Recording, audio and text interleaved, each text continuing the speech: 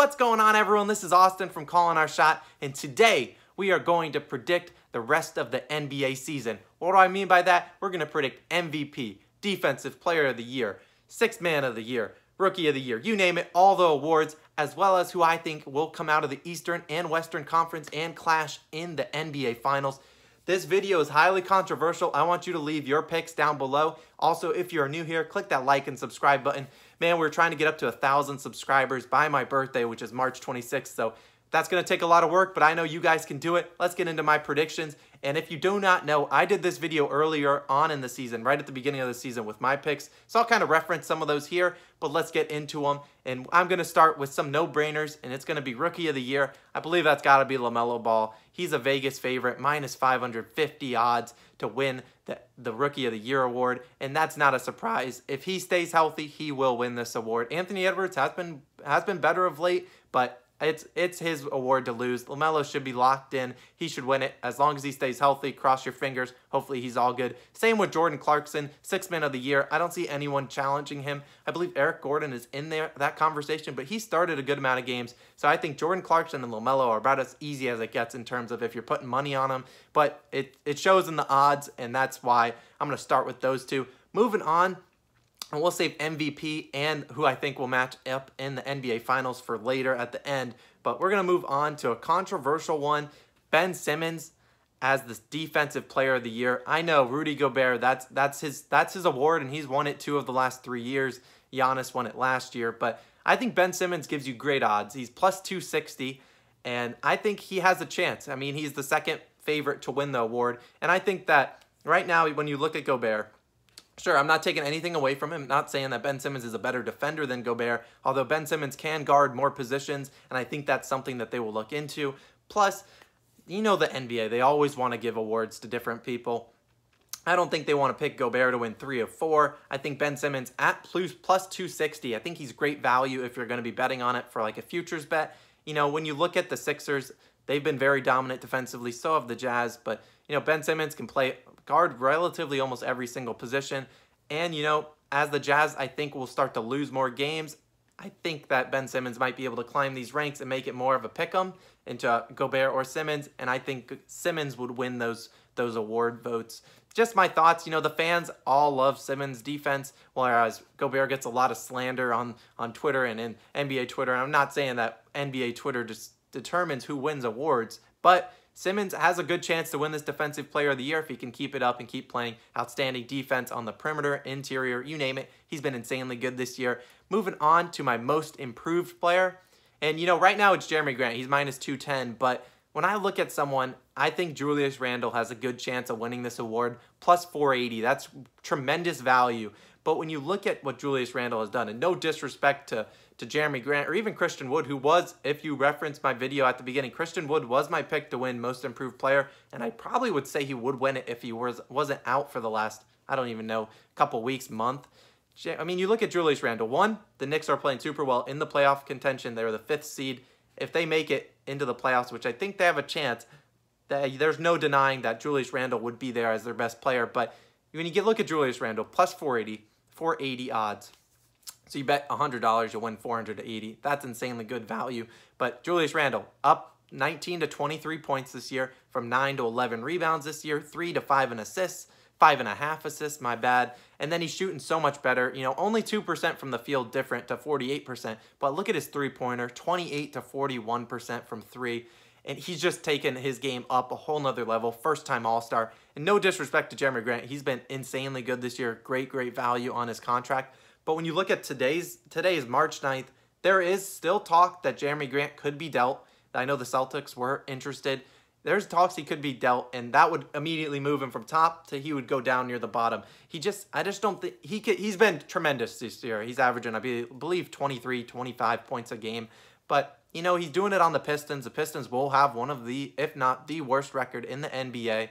And, you know, I think if Julius Randle can lead this Knicks team to the postseason, it's going to be hard not to vote for him. It's the Big Apple. The fans will want it. They don't want to see Jeremy Grant, maybe a Pistons player, win this award if they're so many games below 500, second, third worst record in the league. I'm just saying Julius Randle, worth a couple dollars if you want to throw it on there. I wouldn't call you crazy. I think he's got a legit shot. And then we're going to move into What do we got next?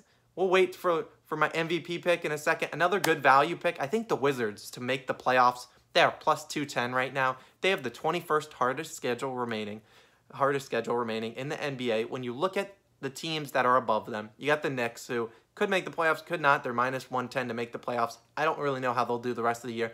The Knicks have the fifth toughest schedule remaining. Teams above them, the Raptors, who are the 8th seed, have the 8th toughest. The Bulls, who are the 9th seed, have the 6th toughest schedule. Charlotte, who is the, I believe, 7th seed, they have the 14th toughest. Pacers, who are the 5th or the 10th seed, have the 15th toughest. Everyone above them, that is right immediately above them, all has a much harder schedule than the Wizards do. Wizards are 8-3 in their last 11 games. And if they strung another 8-3 stretch over 11 game stretch, they would easily be right there in the thick of things. They started the season 6-17. Now they're up to 14-20. They've been doing very well with Russell Westbrook finally back healthy after some, early season. You could tell he wasn't fully there. He's back and better than ever. And I think the Wizards have a good chance to make the playoffs this season. If you remember, the new system is, a team just has to finish in the top 10 in their conference, and they have a chance. Right now, the Wizards are 12, but like I said, there's a bunch of teams above them, like the Bulls, the Pacers, the Hawks, all of these teams. The Hawks are the only one with a weaker strength of schedule, but they could surely trade John Collins, and then they'll be right back down to the bottom of the conference. I think the Wizards at plus 210 value to make the playoffs really do have a good chance. I mean, it's wide open. You look at the Wizards are 2 games back from the 8th seed, and then 4 games back from the 4th seed. Really, spots like 4 through 12 are all wide open, and I think the Wizards could have a chance to make it. That's enough Wizards talk. We're going to move on to my MVP pick, and I'm going to stick with who I had at the beginning of the season, and that is LeBron James, King James. And yeah, I know there's some Joel Embiid lovers, stands down below, but when you look at LeBron, he's widely regarded as the best player in the NBA, and while no disrespect or taken away from Embiid, or even what Jokic has good value, I believe like plus 480 or something like that. Right now, Joel Embiid is the favorite, plus 180 or plus 190. But LeBron at plus 260, the value's there. I mean, everyone regards him as the best NBA player. And like I said, this is sometimes a fan-driven and a social media-driven award.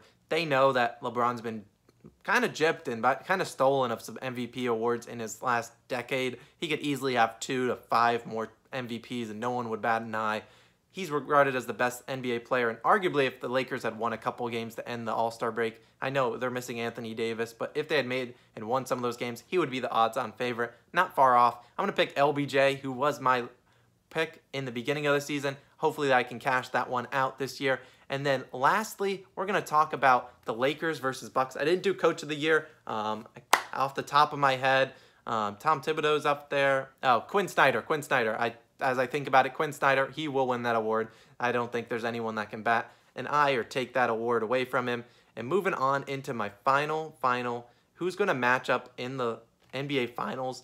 Sure, I could be someone that says Lakers Nets. I could absolutely say that, and you guys would be like, oh, he's just another one of those guys. But I'm going to go out on a limb, and I'm going to keep the Lakers in there, but I'm going to say the Bucks will make the NBA Finals. And, you might think I'm crazy, and, I don't want to be someone of the norm, someone picking the Nets. If I picked all the favorites in all of the awards, that would be no fun to watch. But when I think about the Lakers versus Bucks, one, I think the Lakers come out of the West. If everyone's healthy, AD's back there, everyone's healthy, AD makes this team so much better.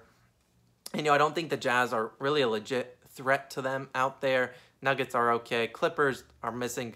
The Clippers just don't, their role players are terrible in my opinion. Kawhi and PG are great, but they've been choking in the playoffs, and so we'll see if that changes this year. But that's kind of my thoughts. But when I think about the Lakers, they should be able to come out of the West. And then I think, you got the East, and you got the Nets. You got the Celtics are not as great this year. I don't know if they'll make it. You got the Nets, you got the Sixers, and you got the Bucks. Those are like your three teams. And, the Nets, they have the big three. There's no denying that. But when you think about back in 2010, the Miami Heat big three did struggle, although it was against the Celtics, who had a bunch of Hall of Famers, KG, Ray Allen, all of those guys, Paul Pierce, you name it.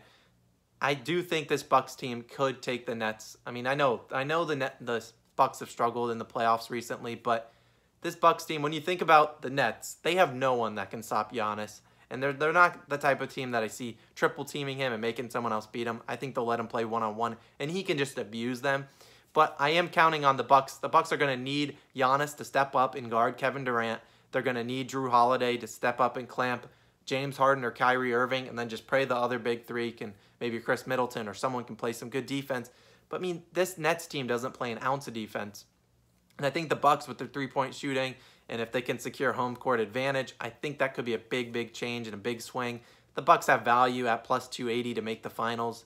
Everyone expects the Lakers versus Nets, and that likely could be what we get. But I'm going to take the Lakers versus Bucks. Like I said, if you made it this far, we do have a Discord community. If you haven't joined that, man, join that. The link is in the description. We do a lot of betting and just talking about anything, any sport, soccer, hockey, MLB, basketball, baseball, you name it, and DFS as well for all of those things, UFC as well. There's a ton going on down there, so click that link in the description to join our Discord community. This has been Austin. I will catch you guys tomorrow for some NBA player props and spreads that I like for the 2 games on Wednesday. Man, thank you guys so much for your support. I'll see you guys later. Peace.